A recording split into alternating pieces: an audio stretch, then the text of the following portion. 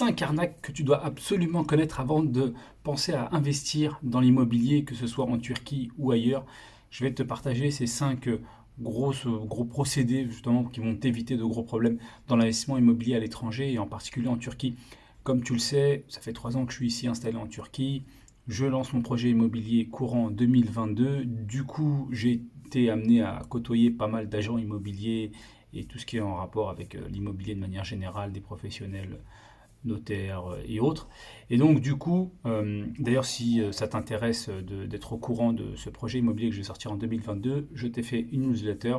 Tu as juste à t'inscrire pour être informé dès que le projet sortira et pouvoir être parmi les premiers qui profiteront de ces quelques biens de ce projet immobilier, de ce premier projet immobilier en Turquie. Donc du coup, comme je te disais, effectivement, j'ai été amené à côtoyer pas mal de problématiques, d'obstacles, de pièges dans l'investissement immobilier, surtout quand on est en étranger. C'est déjà l'immobilier en général, il y en a déjà un paquet lorsqu'on est du pays, mais alors en plus à l'étranger, avec la barrière de la langue, de la culture, où c'est différent, une autre logique. Je vais t'expliquer tout ça, je vais te présenter ces 5 arnaques et je vais même te donner à la fin mon avis, comment vraiment pouvoir éviter drastiquement en mettant en place quelques voilà, solutions et avoir une bonne compréhension aussi du marché pour t'éviter ces problèmes-là. C'est parti, première arnaque, pour moi, c'est tout ce qui concerne les agents immobiliers et surtout les pseudo-agents immobiliers. Alors, effectivement, au Moyen-Orient, en Asie, tu as cette culture où j'ai envie de dire presque après n'importe qui peut devenir agent immobilier, entre guillemets, en tout cas non officiel. Il suffit qu'il soit en contact avec tout simplement le propriétaire et que le propriétaire éventuellement lui fasse confiance. Et donc du coup, même les agents immobiliers vont devoir passer par ce contact. Ça, il faut le savoir. Du coup, ben, tu as une problématique, c'est que tu as plein de faux agents immobiliers qui n'ont pas du tout d'agrément et qui présentent des biens parfois complètement fictifs. Donc ce sont clairement voilà, juste des arnaques, il n'y a rien derrière. Ou bien, ça c'est au pire tu as donc une arnaque puisque le bien n'existe pas. Au mieux, ce que tu as, c'est qu'en fait, tu vas avoir en fait plusieurs couches. C'est-à-dire que toi, par exemple, tu vas contacter un agent immobilier qui lui va passer par quelqu'un, qui passe parfois par quelqu'un pour être en contact avec le propriétaire. Donc il va falloir cerner assez rapidement si l'agent immobilier avec qui tu es en contact est directement connecté avec le vendeur ou pas. Ça c'est important. Il n'y a pas si longtemps que ça, justement quand j'étais sur ma recherche de terrain, j'avais contacté une grosse agence immobilière ici dans le sud de la Turquie. Donc moi je suis à Alanya, dans la région d'Antalya. Et donc il était passé par, comme c'était un coin un peu reculé, parce que moi dans la communauté vous recherchez beaucoup de biens qui sont à la fois nature, donc vue montagne, vue sur la mer, mais en même temps pas très loin du centre-ville, ainsi de suite, un bien assez atypique. Il est passé par des personnes qui étaient, on va dire, du quartier ou du coin, donc du coup, bah, ça faisait commission supplémentaire. Et truc super marrant, c'est que donc on est parti, on a fait la visite du terrain en question. Donc là, j'ai vu que donc il y avait d'autres interlocuteurs. Ok, ça c'est une pratique qui est souvent que tu vas souvent voir. Et ensuite, il y a un voisin qui est sorti, disant parce que il pense que parfois et que je comprends pas du tout le turc, mais en fait j'arrive à quand même pas tout comprendre, mais à avoir des notions. Disant voilà qu'il y a un autre terrain qu'il connaissait, donc le voisin. Donc du coup tu te retrouves à être escorté, tu as plusieurs voitures, et en fait chaque voiture, grosso modo, c'est des intermédiaires, donc des commissions que tu devras ajouter. Ok, donc on s'est retrouvé, il y avait 3 voitures, donc le voisin, la personne, les gars on va, du coin et l'agent immobilier. Et ils m'ont emmené sur un terrain que j'avais déjà vu via un autre agent qui, lui, était en contact direct avec le vendeur, et le prix n'avait rien à voir. Il y avait plus de 25% de différence entre les deux prix. Parce que, effectivement, bah, comme je te disais, tu as ces différentes couches d'intermédiaires qui viennent s'ajouter. Donc ça, c'est un point qui est très important, de bien comprendre cette logique-là où tu as donc des agents immobiliers officiels et non officiels qui viennent parfois s'ajouter ou qui sont parfois même sollicités par les agents immobiliers, et donc bien comprendre que ça va être une commission supplémentaire, tu vas payer un prix au-dessus du prix de vente si tu passes par le bon agent. Alors ce qui est bien, c'est que souvent on te fait visiter sans une exclusivité ou autre. Du coup, si tu te retrouves dans cette situation où il y a plein d'intermédiaires, bon, bah, tu passes pas par cet agent-là, il y a probablement un autre agent qui est en contact avec le vendeur direct et ce qui te permet d'éviter ces commissions supplémentaires inutiles. Concernant la commission, je rappelle, c'est dans la théorie, en Turquie, c'est 4%. Normalement, 2% du côté vendeur, 2% côté acheteur. Contrairement à ce qu'on a en France, où c'est le vendeur c'est à la charge du vendeur, et c'est indiqué de manière assez transparente et claire au niveau du prix. Là, ici, c'est en général une partie qui est payée par le vendeur, une partie qui est payée par l'acheteur, donc 2%, 2%. Tu peux avoir parfois des agents qui te demandent 3%. Après, c'est de l'ordre du négociable. Voilà, c'est de la négociation et aussi en fonction de ton intérêt sur le produit. Deuxième type d'arnaque très fréquente, c'est les biens virtuels. J'entends par là des biens tout simplement qui n'existent pas ou qui existent mais qui ont été ou qui sont vendus plusieurs fois. Okay, c'est-à-dire que il y a en face plusieurs acheteurs à qui on va récupérer un acompte, voire faire une transaction non officielle, et donc du coup vendre ce produit plusieurs fois. Donc, alors ce qui se passe, c'est que bien sûr vous avez des sites internet pour investir, acheter des biens immobiliers. Pour en citer un, le plus connu, Sahid Binden, l'équivalent du Bon Coin. Là-dessus, effectivement, vous allez avoir donc la grosse majorité des biens immobiliers. Mais il y a également les agents immobiliers utilisent également beaucoup les réseaux sociaux, notamment Facebook, Instagram, pour présenter donc leurs produits. Et du coup, vous avez des vrais agents immobiliers et également de faux agents. Okay, vous allez avoir des produits, pas évident de savoir le vrai du faux. Okay, et là, c'est souvent par cet intermédiaire que de faux biens ou des biens qui vont se vendre plusieurs fois vont vous être proposés. Donc là-dessus, il faut être hyper vigilant. Comment concrètement on doit impérativement demander, lorsqu'on est intéressé par un bien, le tapou. Le tapou, c'est le titre de propriété, dans lequel c'est une page, voilà, c'est assez simple, dans lequel on a un ensemble d'informations importantes. Le nom du propriétaire avec sa photo souvent, la taille en mètres carrés du bien, le type de bien, ça c'est important, ça peut paraître comme ça un détail, mais ce n'est pas du tout. Vous avez des biens qui peuvent vous paraître des appartements, mais qui ne sont pas propres au logement. Par exemple, des locaux.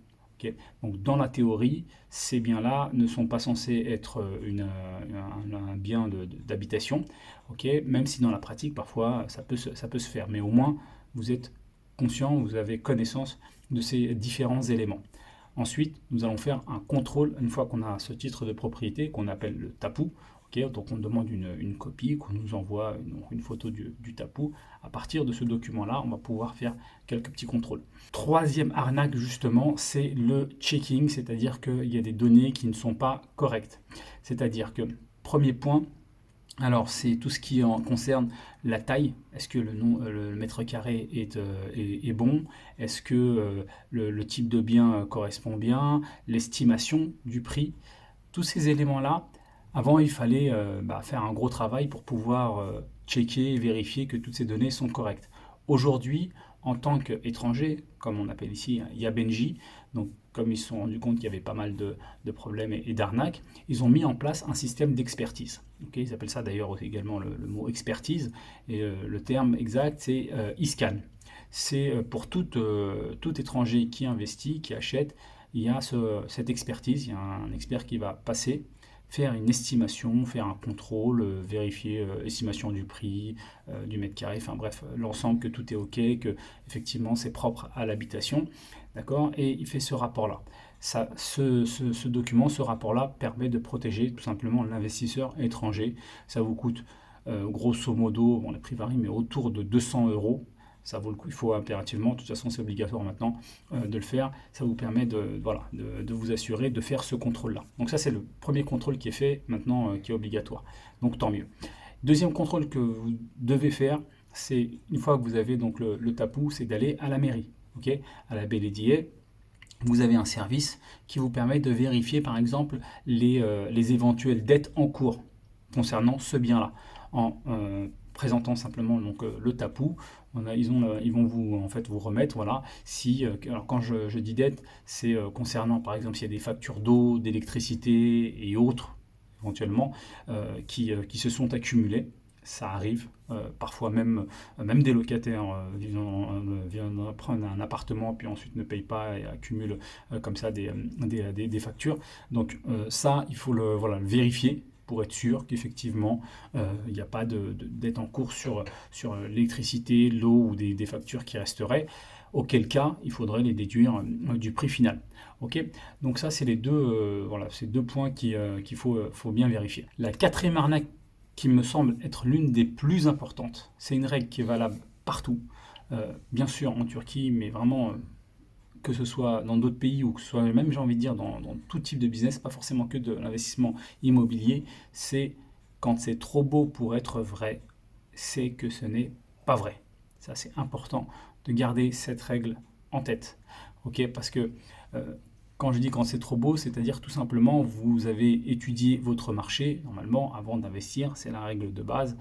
Et lorsque on se rend compte qu'on trouve un produit qui est largement en dessous du prix du marché, c'est-à-dire que par exemple pour un logement, il suffit de faire le calcul par exemple au prix du mètre carré, avoir bien étudié le prix du mètre carré moyen sur un produit équivalent. Si on est largement en dessous, 2, 3, 4 fois moins cher, c'est qu'il y a un problème. Soit c'est une arnaque, comme on l'a vu précédemment avec des biens virtuels, par exemple, même si c'est un bien que vous avez pu visiter. Sachez que les arnaqueurs, ils ont beaucoup d'imagination.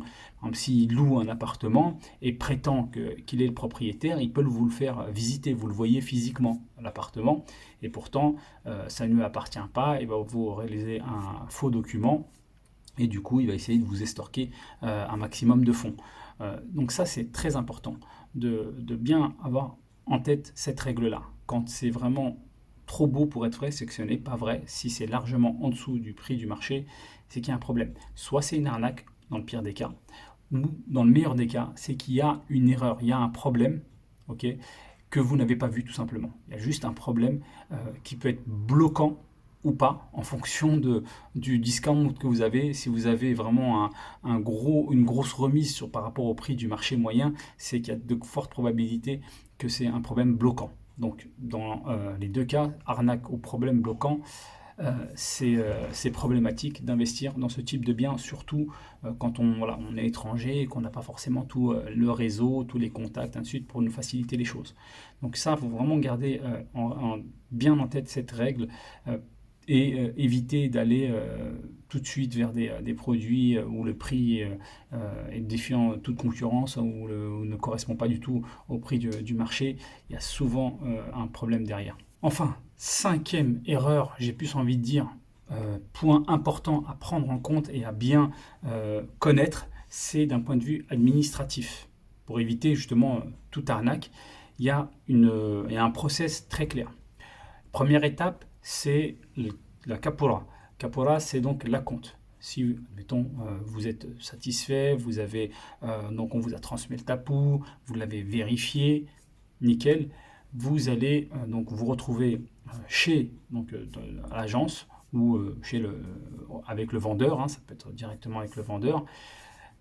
Et là, vous allez verser un acompte. Cet acompte-là, il faut qu'il y ait un document, qui effectivement précise que vous êtes mis d'accord sur un bien précis, avec le numéro identifiant de ce bien. Vous allez retrouver les numéros sur le tapou, okay, le nom du propriétaire, votre nom en tant qu'acheteur, le montant sur lequel vous êtes mis d'accord, prix final, le montant que vous avez versé en acompte. Tout ça doit être absolument écrit et détaillé sur un petit document, okay, avec la date, ainsi de suite. Voilà. Déjà, ça vous permet d'avoir donc mis cet acompte, bloqué l'achat de ce bien, mais tout en ayant un écrit. Ça, c'est la première chose. Ensuite, la deuxième chose qui va se passer, c'est que normalement, c'est passé par exemple par un agent, il va mettre ça dans le système. Il va donc ensuite enclencher un rendez-vous avec donc un expert, comme je vous disais pour le e-scan, okay, pour faire ce rapport d'évaluation. Okay, et ensuite, dans la foulée, il y aura un rendez-vous chez le notaire pour tout simplement payer le solde, ce qui reste, donc du coup, vous recevoir le tapu. Alors ça, c'est un point qui est très important. Déjà, il faut savoir que ça va assez vite. Hein, quand en France, ça prend, je sais pas, 2, 3 mois ou voire plus. Ici, en l'espace d'une semaine à 2, 3 semaines, ça peut être réglé. Voilà, en général même, on peut même estimer autour des 10 jours. Au niveau paiement, on en a parlé sur une vidéo précédente, il n'y a pas de souci au niveau de la banque, vous pouvez tout même retirer en cash, il n'y a aucun souci, même si le montant est important. Et point qui est très important, c'est que le tapu se fait uniquement donc au centre des tapus et nulle part ailleurs. Ça ne peut pas se faire chez un agent immobilier, ça ne peut pas se faire, je ne sais pas, dans un autre endroit qu'on vous aurait conseillé. Ça se fait que centre des tapus. Donc des titres de propriété à cet endroit-là. Ce qui va se passer, c'est que vous allez payer donc ce qui reste, moins donc le montant total, moins la compte que vous avez déjà versé. Okay, et en contrepartie, vous allez immédiatement recevoir, donc le jour même, au moment où vous faites le paiement, vous recevez le tapu. Pas des jours plus tard, non, c'est immédiat. Okay, un tapu avec à votre nom, donc sur le bien que vous avez, avec tous les détails du bien que vous avez effectivement choisi. Okay, donc ça, c'est très important que ça se fasse donc, dans cet endroit, au même moment, versement contre titre de propriété du tapu. Je vais terminer cette vidéo en te donnant donc mon avis, un conseil d'après tout ce que j'ai un petit peu expérimenté, puisque ça fait 3 ans que je suis ici. J'ai le projet immobilier dont je t'ai parlé que je lance en 2022. Si ça t'intéresse, inscris-toi à la newsletter. Du coup, j'ai pas mal pratiqué sur le terrain et ma conclusion est la suivante. Les agents immobiliers sont voilà, s'ils ont une mauvaise réputation dans le pays, hein, comme je te l'avais dit dans une vidéo précédente, les 2 métiers les plus mal vus, c'est agent immobilier et taxi ici en Turquie, c'est tout à fait justifié. C'est des gros menteurs. Tu vois, même son prénom qu'il me donne, je ne sais pas si c'est vraiment son prénom. C'est vraiment, il peut mentir sur tout. Vraiment surtout. Parfois, je m'amuse même lorsque j'ai vu un bien et un agent immobilier me représente le même bien, à poser des questions, à essayer de croiser et de voir, voilà, et de le pousser un peu dans ses retranchements, alors que je sais, bon, je connais les vraies informations et du coup, ça me permet juste voilà, de confirmer. L'idée, c'est quoi? C'est que l'agent immobilier, il ne faut pas le voir, ça c'est une grande erreur dans notre culture, notamment occidentale, que ce soit dans l'immobilier ou soit dans d'autres, c'est qu'on attend d'être conseillé finalement. Okay, ils n'ont pas du tout cette approche-là. Il ne faut pas voir ton agent immobilier comme un conseilleur, quelqu'un qui va te guider, qui va te donner un conseil. Pas du tout. Si tu pars là-dessus, forcément, tu vas être voilà, mal orienté et tu ne vas pas avoir les informations, des vraies informations. Elles seront forcément fausses.